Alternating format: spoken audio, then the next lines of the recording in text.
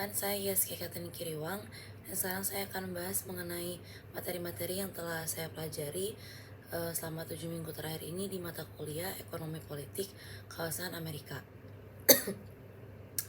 Jadi minggu pertama itu dibahas mengenai bagaimana sistem politik dan ekonomi saling memengaruhi di kawasan Amerika Utara, Tengah, Selatan, dan Karibia. Warisan kolonial itu memainkan peran besar dalam membentuk pola pembangunan ekonomi dan ketimpangan di kawasan ini. Di Amerika Latin, sistem kolonial itu berbasis eksploitasi sumber daya dan tenaga kerja menghasilkan ekonomi yang bergantung pada ekspor komoditas serta distribusi tanah yang tidak merata. Sebaliknya, model pemukim kolonial di Amerika Utara, terutama Amerika Serikat dan Kanada, itu menciptakan ekonomi berbasis industrialisasi dengan kepemilikan tanah yang lebih luas. Dari segi sistem ekonomi, Amerika Serikat dan Kanada itu memiliki model kapitalis yang menekankan pasar bebas. Sementara Amerika Latin mengadopsi sistem ekonomi campuran yang mencakup intervensi negara dan eksperimen sosialis. Secara politik, Amerika Utara itu memiliki demokrasi yang stabil, sedangkan Amerika Latin itu memiliki sejarah panjang ketidakstabilan politik, kudeta militer, dan rezim otoriter.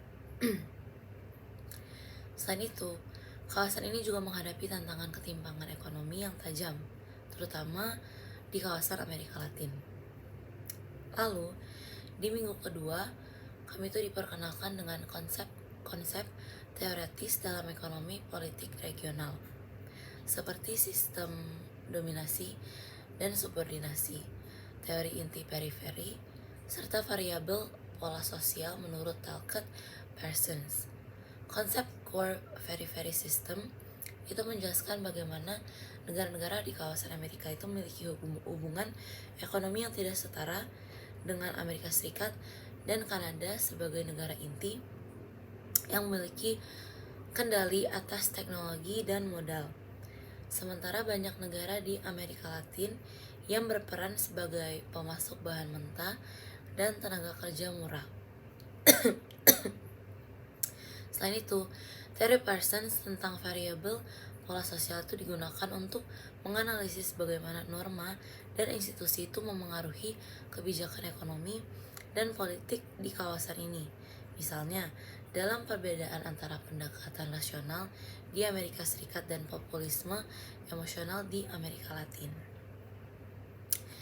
Lalu di minggu ketiga itu membahas kebijakan luar negeri Amerika Serikat yang dipengaruhi oleh berbagai teori seperti realisme, yang dimana realisme ini tuh berfokus pada kepentingan nasional dan keseimbangan kekuatan, liberalisme yang menekankan kerjasama internasional dan institusi global, serta konstruktivisme yang melihat identitas dan nilai sebagai faktor utama. Kebijakan luar negeri Amerika Serikat juga dipengaruhi oleh dinamika domestik, termasuk peran birokrasi, kepentingan kelompok lobby, dan opini publik. Strategi besar Amerika Serikat dalam kebijakan luar negeri itu meliputi isolasionalisme, liberal internationalism, kepemimpinan aktif dalam organisasi global, offshore balancing, yaitu menggunakan sekutu regional untuk menyeimbangkan kekuatan, dan primacy, yaitu memastikan dominasi Amerika Serikat di dunia. Lalu, di minggu keempat itu berfokus pada kekuasaan Presiden Amerika Serikat dalam menentukan kebijakan domestik dan luar negeri. Presiden Amerika Serikat itu memiliki berbagai kewenangan berdasarkan konstitusi, seperti menjalankan kebijakan eksekutif, mengontrol militer, serta berperan dalam kebijakan luar negeri melalui diplomasi dan perjanjian internasional. Namun, kekuasaan ini dibatasi oleh mekanisme checks and balances, termasuk peran Kongres, Mahkamah Agung, serta tekanan dari opini publik dan media. Beberapa teori tentang kepemimpinan Presiden Amerika Serikat dibahas, seperti Two Presidencies Thesis yang menyatakan bahwa presiden itu mereka lebih berkuasa dalam kebijakan luar negeri daripada domestik. Lalu ada imperial presidency, yaitu dimana presiden modern itu cenderung memiliki kekuasaan yang semakin besar, terutama dalam urusan militer. Serta teori Neustadt yang menekankan pentingnya keterampilan persuasi dalam keberhasilan kepemimpinan presiden. Lalu selanjutnya di minggu kelima kami membahas mengenai konsep institutional isomorphism yang menjelaskan bagaimana organisasi dan institusi dalam suatu kawasan itu menjadi semakin mirip akibat tekanan politik, ekonomi, dan sosial. Konsep ini tuh diterapkan pada Mercosur, yaitu blok perdagangan Amerika Selatan yang berusaha meniru struktur Uni Eropa dalam upaya meningkatkan integrasi ekonomi regional. 3 bentuk isomorphisme yang terjadi di Mercosur. Yang pertama itu ada coercive isomorphism, itu tekanan politik dan hukum dari organisasi internasional dan negara-negara besar seperti Amerika Serikat dan China.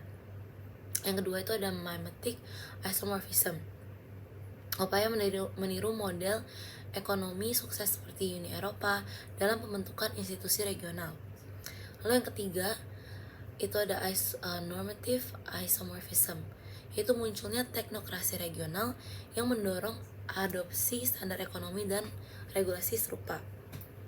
Namun, Mercosur itu juga menghadapi tantangan dalam penerapan model ini karena ketidakstabilan politik, perbedaan kebijakan ekonomi antar anggota, serta pengaruh eksternal dari Amerika Serikat dan China. Lalu selanjutnya di minggu ke-6 itu membahas mengenai keamanan internasional baik dalam skala regional maupun global, serta teori pendekatan realis melihat keamanan itu sebagai kompetisi kekuatan militer antar negara, sedangkan liberalisme menekankan kerjasama internasional melalui organisasi seperti contohnya PBB dan NATO. Di Amerika, keamanan regional itu sering dipengaruhi oleh kebijakan Amerika Serikat, seperti peran NATO di Kanada dan keterlibatan Amerika Serikat dalam konflik di Amerika Latin melalui intervensi militer atau bantuan ekonomi.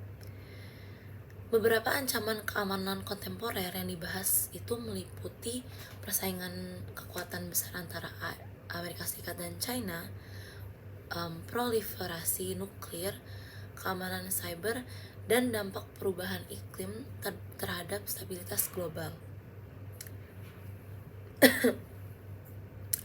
Lalu di minggu ke-7 itu membahas 3 sistem ekonomi utama. Yang pertama itu ada kapitalisme, sosialisme, dan komunisme, serta bagaimana sistem ini diterapkan di berbagai negara di kawasan Amerika. Amerika Serikat itu mewakili kapitalisme liberal dengan pasar bebas dan kepemilikan swasta sebagai pilar utama ekonominya. Di sisi lain, beberapa negara Amerika Latin seperti Kuba dan Venezuela menerapkan sistem sosialisme yang lebih menekankan kepemilikan negara atas sumber daya dan distribusi kekayaan yang lebih merata. Namun, banyak negara Amerika Latin kini tuh menerapkan ekonomi campuran, menggabungkan elemen kapitalisme dengan kebijakan sosial untuk mengurangi ketimpangan ekonomi. Nah, lalu kami juga belajar mengenai teori ekonomi politik yang relevan, seperti pemikiran klasik Adam Smith tentang pasar bebas, teori Marxis yang menyoroti eksploitasi dalam kapitalisme, serta pendekatan Keynesian yang menekankan intervensi pemerintah untuk menjaga stabilitas ekonomi. Kebijakan fiskal dan moneter juga dibahas sebagai alat utama dalam mengelola pertumbuhan ekonomi dan mengatasi krisis. Sehingga dari materi-materi yang telah dipelajari ini dapat disimpulkan bahwa analisis komprehensif tentang ekonomi politik kawasan Amerika itu dibahas secara mendalam, dari pengaruh historis kolonialisme, sistem ekonomi, dan politik yang berbeda, hingga isu-isu kontemporer seperti perdagangan, keamanan, dan kebijakan luar negeri Amerika Serikat. Berbagai faktor ini membentuk dinamika kawasan hingga saat ini. Integrasi ekonomi itu melalui blok perdagangan seperti Mercosur dan peran hegemoni Amerika Serikat tetap menjadi aspek penting dalam hubungan internasional di kawasan ini. Selain itu, tantangan ketimpangan, perubahan iklim, serta pergeseran geopolitik akibat meningkatnya peran China juga menjadi faktor yang semakin berpengaruh dalam ekonomi politik Amerika. Kami juga dijelaskan bagaimana perubahan global seperti globalisasi dan digitalisasi itu mempengaruhi ekonomi politik di kawasan Amerika. Meningkatnya investasi China di Amerika Latin menunjukkan pergeseran geopolitik yang signifikan, di mana negara-negara seperti Brazil dan Argentina itu semakin bergantung pada pasar dan modal dari Asia. Di sisi lain, kebijakan proteksionisme Amerika Serikat, terutama di bawah administrasi tertentu, itu telah mengubah dinamika perdagangan di kawasan, termasuk renegosiasi NAFTA menjadi USMCA. Selain itu, kami juga dijelaskan bagaimana populisme itu telah menjadi kekuatan politik utama di banyak negara Amerika. Pemimpin seperti Donald Trump, Jair Bolsonaro, dan Andres Manuel Lopez Obrador